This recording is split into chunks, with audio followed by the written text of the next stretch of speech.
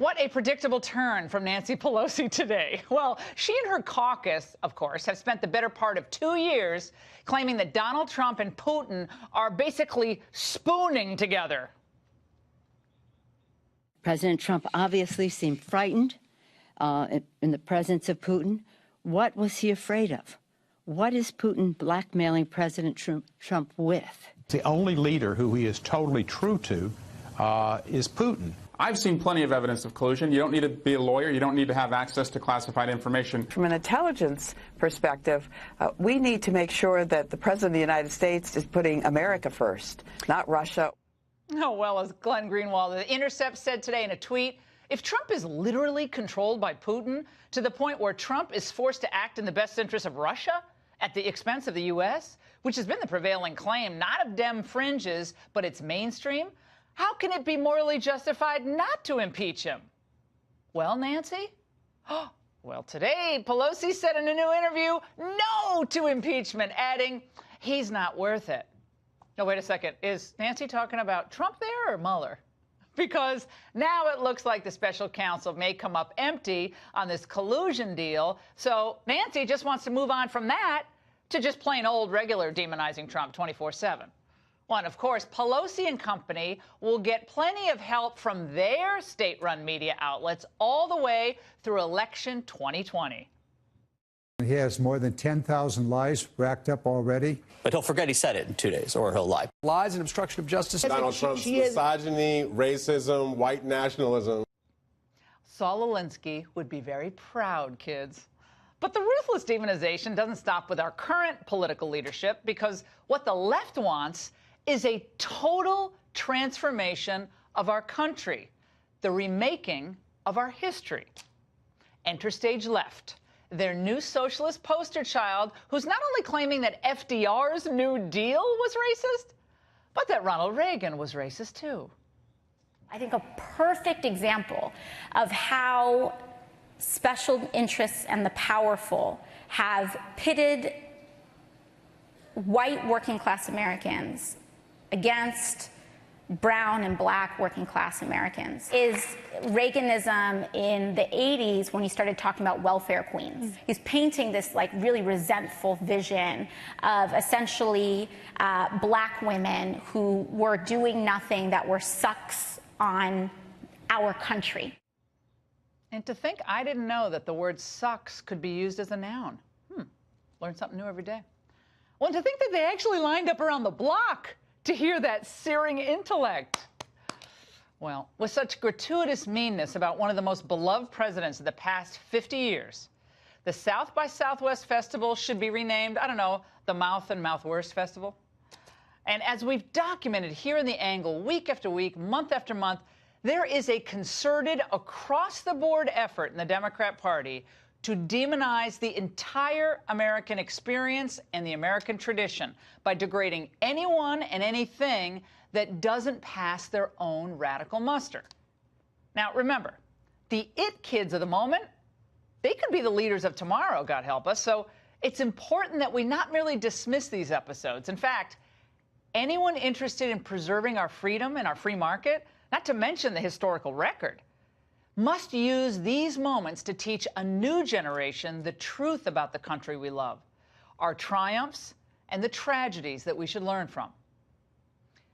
But in the vicious landscape of the social media world, untruths become truths if they go uncorrected. I have a question. Do we even really have free speech in America today if millions of you feel afraid to speak your mind for fear of being demonized at work, at school, at your universities, even in the military? On the left, the impulse today is to control speech, not encourage more of it. CNN President Jeff Zucker was also at that South by Southwest Festival, justifying the DNC's decision to deny Fox a chance to host a Democrat debate. He basically said no one has the right to, get a debate, and then he went on to say, well, let's keep scrolling, guys. He said, well, look, Fox is basically state-run TV. So they don't have an obligation to give one to Fox. I think the question should be, is Fox state-run TV or blah, blah, blah? Well, rejoinder question. Has CNN become resistance TV, where the president, and by association, a huge swath of Americans who voted for him, are treated like evil Neanderthals? What the president is proposing here does not sound like it's in keeping with American tradition when it comes to immigration. The Statue of Liberty says, give me your tired, your poor, your huddled masses, yearning to breathe free. President Trump is poisoning the American people. It is getting worse every day. The President of the United States is racist. A lot of us already knew that. This Make America Great Again hat is just as maddening and frustrating and triggering for me to look at as a KKK hood. This is CNN. Well, where does James Earl Jones go to get his voiceover back after that thing? Now, is it any wonder that CNN's facing a $250 million lawsuit for defaming the reputations of those Covington Catholic students? The network routinely allows its ideology to eclipse facts, and then the demonization game soon begins. A few weeks ago, CNN actually hired Sarah Isgur Flores. She's a Harvard Law grad and a former Jeff Sessions spokeswoman at the Department of Justice. She was hired, and it was surprising to me, as a CNN political editor. I mean, what was CNN thinking, hiring a conservative? Well, the announcement set off shockwaves through leftist circles. Liberal journalists went bananas, started writing pieces maligning her. So my question is, did she lack any more journalistic experience than these people? You can see them on the screen, who were granted network perches after their political stints? No. Yet the DNC was quick to register its displeasure with Isgur in the role of political editor at that network. A Democratic campaign committee aide told the Daily Beast, Chairman Tom Perez and the DNC expressed to CNN that they have serious concerns with the hire. They continue to talk to the network about how this impacts 2020. And as of Wednesday, they got assurances that Isgur would not be involved in debates. Not only that, Jeff Zucker demoted Isgur to a mere political contributor. Well, she'll have zero role in shaping the coverage of the Democrats or their debates. Well, the good news is no one's watching CNN, so it doesn't really matter. So I've got a question, though. Will some crack liberal journo write a long, tedious magazine piece about how CNN is the mouthpiece with a direct line into the DNC and vice versa? Well, don't hold your breath. But it's important to note the tactic here. The left is committed to distorting history and destroying the past while demonizing anyone and everyone who stands up for American values and traditions. What started as the removal of historical monuments has now become a full-on assault on presidential legacies and the movements, namely the conservative movement that was created. And by the way, if a conservative does manage to secure a post inside one of these old dinosaur bastions, he or she will be vilified, condemned without cause, and driven out. Because the fanatical left, well, it's no longer about winning in the arena of ideas for them. It's no longer a debate and may the best person win. No, no, no, no.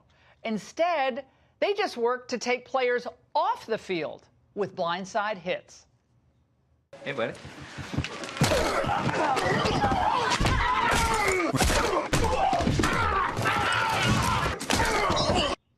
But just not that funny.